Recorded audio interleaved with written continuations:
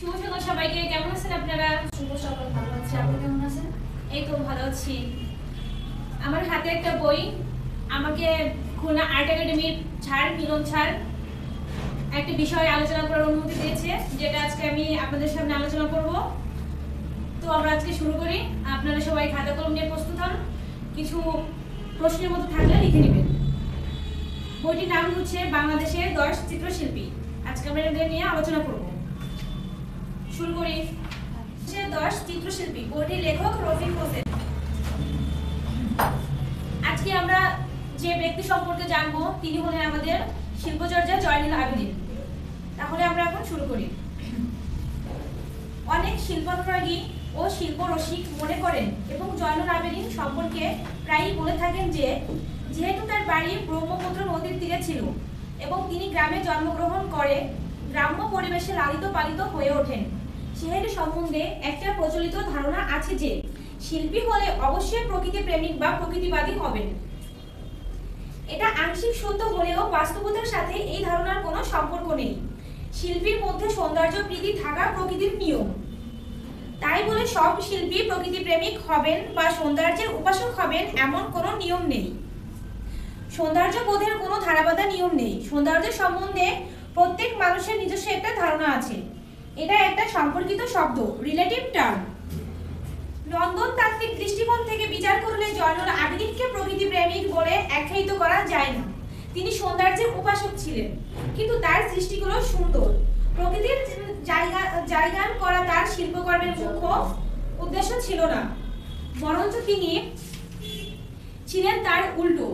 জীবনে ঘাত প্রতিঘাত, দুঃখ কষ্ট এবং বাঁচার জন্য অবিরাম জীবন সংগ্রাম, এটাই ছিল তার শিল্পকর্মের মূল মন্ত্র। তিনি বিভিন্ন সময় জীবনকে বিভিন্ন দৃষ্টিকোণ থেকে দেখেছেন, মানুষ ও প্রকৃতিকে বিভিন্নভাবে উপলব্ধি করেছেন, যার ফলে বিষয়বস্তু, মনোনয়ন, আঙ্গিকের ভিন্নতা তার কাজের মধ্যে অভিনবত্ব ও বৈচিত্র্য সৃষ্টি করেছে। একজন শিল্পীর বিভিন্ন ডাইমেনশন থাকে, একজন শিল্পীর ডাইমেনশন অনেক বেশি। সৈয়দ শামসুল হকের এই উক্তির সত্যতা জয়নুল আবেদিনের কাজের মধ্যে প্রমাণ পাওয়া যায়। এখন আমরা কিন্তু নিজেকে তৈরি করছি ওই রকম যে আমরা যে কোনো বিষয় নিয়ে যাতে আমরা কি করতে পারবো, যে কোনো পরিবেশে আমরা নিজেকে দাঁড়া করাতে পারবো। নিজে যে কোনো জায়গায়, যে আমি ওখানে একটা জায়গায় চলে গেছি, সেখানে গেলে পরে যে আমার কথা বলতেও আমি ভয় পাবো না, বাট আমাকে দাঁড়া করাই দিলে আমি দুটো কথা বলতে পারবো। আর আগেই শিল্পী হওয়া যাবে না, ভালো ছবি আঁকলেই শিল্পী হওয়া যায় না। শিল্পীদের সম্পর্কে কিছু আমাদের কি থাকতে হবে, প্রত্যেকের কি থাকা উচিত, এই ধারণা থাকা উচিত। এখন তুমি যদি সারাদিন ছবি আঁকো আর এই তথ্যগুলো না জানো, তাহলে কিন্তু তুমি পার্থক্য করতে পারবে না। তুমি ছবি এঁকে কিন্তু মজা করতে পারবে না, পারবা? আর যদি কোন শিল্পী কোন নিজমে ছবি আঁকতেন, কোন শিল্পীর কতটুকু পিছনে ব্যাকগ্রাউন্ড কি আছে, কাউন্ট কি করে গেছে, সেটা যদি তোমার জানা থাকে, তাহলে কি করতে পারবে। তুমি পরীক্ষায় যে আসতে হবে তা না, জীবনে সব কিছু কি পরীক্ষা আসে?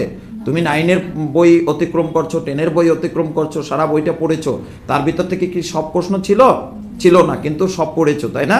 তাহলে আমাদের সব কিছু পরীক্ষার জন্য না, সব কিছু জানতে হবে। পরীক্ষায় খুব স্বল্প প্রশ্ন থাকে, কিন্তু সেইটা সারমাংশটা যদি তুমি বুঝতে পারো, তাহলে তুমি যদি ওই বইটার সম্পর্কে তোমার জানা থাকে, তাহলে যে কোনো জায়গা দিয়ে প্রশ্ন করলে তুমি কি করতে পারবা, উত্তর দিতে পারবা। যাই হোক, বইটি যে পর্যন্ত পড়ার অনুমতি ছিল আমি সেই পর্যন্ত শেষ করছি, অর্থাৎ 13 পেজ পর্যন্ত। এর পরের পেজ থেকে শুরু করবে আমার সহপাঠী। এই পর্যন্ত আমি শেষ করলাম। আপনারা সবাই ভালো থাকবেন, আবারও দেখা হবে আপনাদের সাথে। নমস্কার সবাইকে, ধন্যবাদ। এবারে আমাদের জয়া পরবর্তী 13 পাতার পরে 14 পাতা থেকে জয়া বইটি আলোচনা করবে। আর আমরা এ ধরনের শিক্ষা দিয়ে থাকি যে শিক্ষার্থী একসময় আমাদের শিক্ষক হবে বা একটা পজিশনে যাবে, সেখানে গিয়ে তার একটা পরিবেশের গিয়ে নিজেকে পরিচিতি লাভ করার জন্য যে দক্ষতা দরকার হয়, আমরা এভাবে দক্ষ তৈরি করার চেষ্টা করি। আমাদের শিক্ষার্থীরা সব ধরনের বিষয়ে তারা পারদর্শিতা অর্জন করে। আমরা চেষ্টা করি আমাদের শিক্ষার্থীদের একটু অন্যভাবে শিক্ষা দেওয়ার জন্য। আমরা এবারে জয়ার কাছ থেকে আমরা পরবর্তী শিল্পাচার্য জয়নুল আবেদিনের পরবর্তী যে পার্ট, সেই পার্ট নিয়ে আমরা জয়ার মুখ থেকে শুনব। নমস্কার, আমার নাম জয়াবর রেখে, আমি খুলনা আর্ট একাডেমির একজন স্টুডেন্ট। তো গুড মর্নিং, সবাই কেমন আছো? এই তো ভালো আছি, আপনি ভালো আছেন? হ্যাঁ, ভালো আছি। তো আজকে খুলনা আর্ট একাডেমির মিলন স্যার আমাকে এই বইটি পড়ার জন্য অনুমতি দিয়েছে। তো আমি আমার যথাসম্ভব চেষ্টা করব বইটি পড়িয়ে তোমাদেরকে কিছু ধারণা দেওয়ার জন্য। তো সবাই খাতা কলম নিয়ে রেডি থাকো, যদি কোনো ইম্পর্টেন্ট প্রশ্ন থাকে তাহলে সেটা তৎক্ষণাৎ নোট করবে। ধন্যবাদ। বাংলাদেশ 10, চিত্রশিল্পী Rafiq Hossain.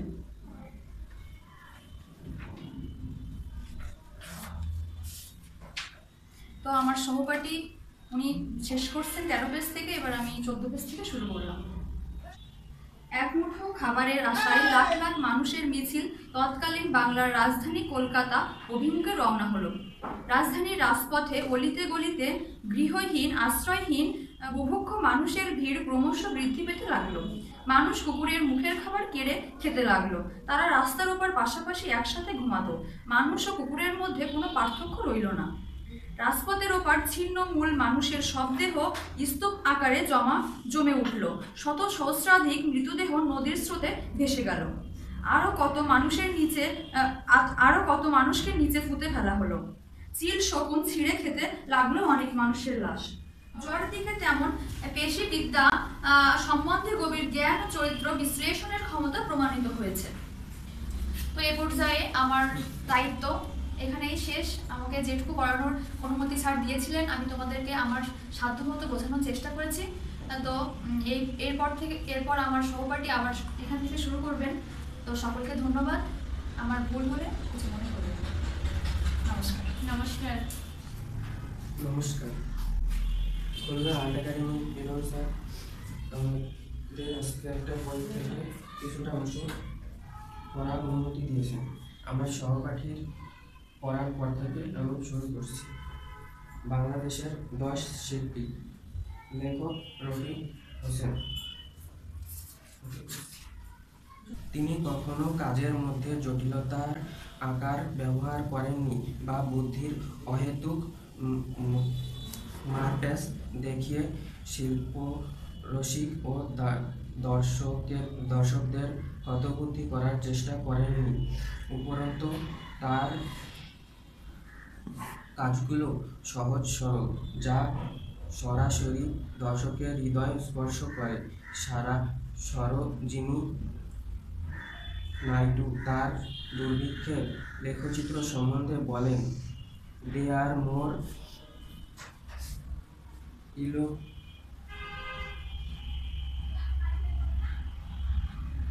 eloquent in their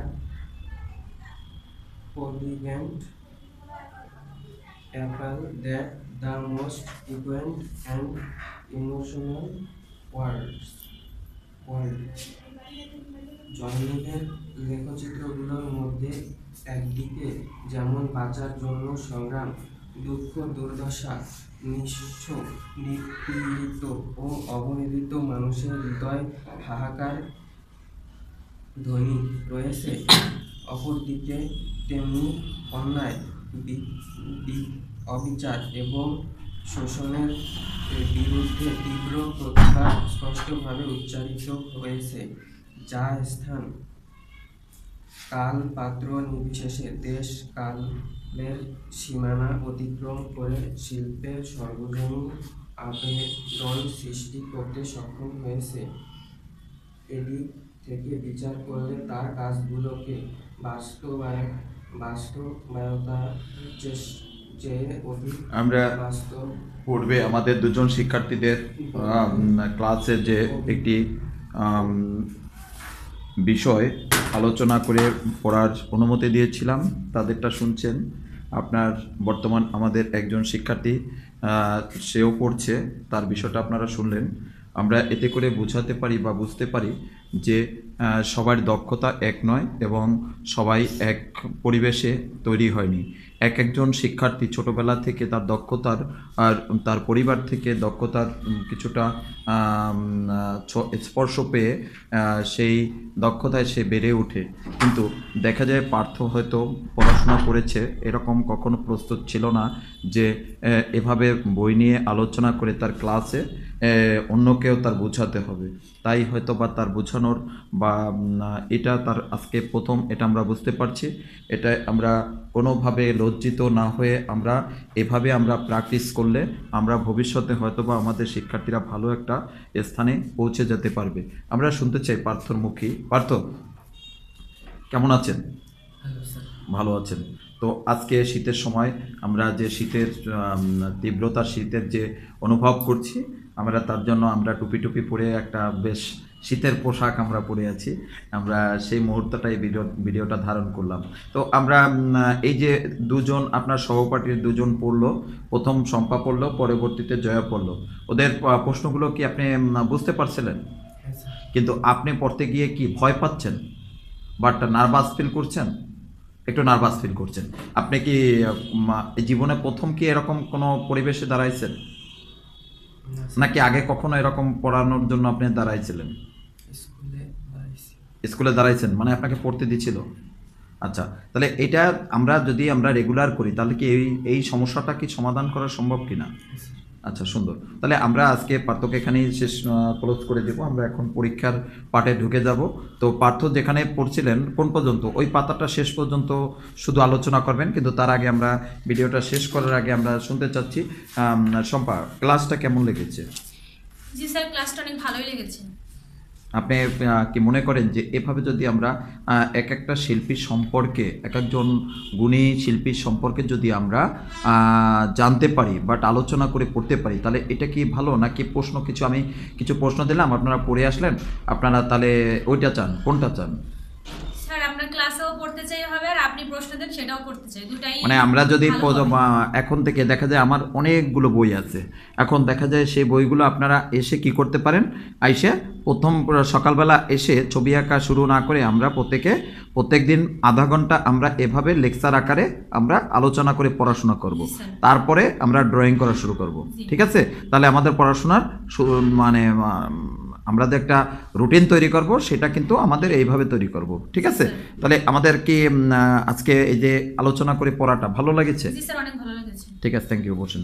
আমরা জয় আপনার কাছে শুনতে চাচ্ছি যে এটা ভালো ছিল কিনা, বা ভালো। অবশ্যই ভালো ছিল, কারণ একটা বিষয় যখন সবাই মিলে আলোচনা করা হয় তখন বিষয়টা কে কতটা বুঝলো এবং সবার বোঝার আঙ্গিকটাও একই রকম নয়। তো আমি যেটা বুঝলাম অন্যকে বোঝালাম, অন্যকে যেটা বুঝলো আমাকে বোঝালো। তো এইভাবে পড়াটা অনেক বেশি মানে মনে রাখা সম্ভব হয়। অনেক বেশি মনে রাখা সম্ভব হয় এবং অনেক ইন্টারেস্টিং হয়। আর ইন্টারেস্টিং হয় বলেই সেটা মনে রাখতে আরো বেশি সহজ হয়। তো আজকের পড়াটা অনেক ভালো ছিল, অনেক। আপনারা খুলনা একাডেমিতে নতুন, আজকে কয়টা ক্লাস? মাত্র তিনটা। আজকে তৃতীয় ক্লাসে যে ক্লাসটা নেওয়া হয়েছে, আপনি আমার কাছে নতুন একজন শিক্ষার্থী, আমি যে সব সঠিকভাবে আপনাকে গাইডলাইন করছি বা গাইডলাইন করছি না, সেটা যদি আপনার কাছে মনে হয় যে এটি সঠিক হচ্ছে না, বাট এই গাইডলাইনটি আপনার পছন্দ হয় না, আপনি আপনার স্থান থেকে অবশ্যই আমাকে বলবেন যে স্যার আমরা এটা না করলে এটা হলে কেমন হয়। অবশ্যই আমাকে সাজেশন করবেন, সে ব্যাপারে আমি কখনোই আপনার উপরে ক্ষুব্ধ হব না, বাট আপনাকে কখনো করব না। কিন্তু আপনি আমার সাথে আলোচনা করতে পারবেন, বাট আপনারা অবশ্যই আপনাদের ভালো মন্দ নিয়েই আমাদের চলতে হবে। আপনাদের যদি মনে করেন যে আপনাদের গাইডলাইন আমি সঠিকভাবে দিচ্ছি না, আপনাদের এটা প্রয়োজন নেই, তাহলে আপনারা তাৎক্ষণিকভাবে আমাকে বলবেন, আমি সেখান থেকে কি করব, স্টপ করে দেবো সেই বিষয়টি। তো পার্থ, আমরা আপনার কাছে জানতে চাই যে হ্যাঁ বসেন, আমরা কি এই যে আজকের আলোচনা করে ক্লাসটি ছিল, এটি কি ভালো ছিল কিনা? হ্যাঁ স্যার, অনেক ভালো ছিল। সবাই মিলে আলোচনা করে পড়লে এটা গল্প আকারে একটু মনে থাকে। এবং আমার ভিতরে যে জড়তাটা আছে, আমি এক সময় একটা হাই স্কুলে চাকরি করব, একটা কলেজে চাকরি করব, একটা ইউনিভার্সিটিতে চাকরি করব, সে সময় আমি একজন স্যার হিসাবে যে সময় আমি দায়িত্ব নিব, দায়িত্ব পালন করব, তখন কিন্তু আমি সেই ভয় পাবো না। সবার জন্য শুভকামনা। আমরা শিক্ষার্থীদের এমনভাবেই শিক্ষা দেওয়ার চেষ্টা করি। আপনারা এত সময় আমাদের সঙ্গে যারা ছিলেন সকলকে ধন্যবাদ জানাই। আর ভবিষ্যতে আমাদের সঙ্গে থেকে আমাদের উৎসাহিত করবেন, আমাদের শিক্ষার্থীদের জন্য শুভকামনা করবেন। আপনারাও সবসময় ভালো থাকবেন। আমরা সবসময় ব্যতিক্রমভাবে এভাবে পরিচালনা করে শিক্ষার্থীদের স্বপ্ন পূরণ করতে চাই।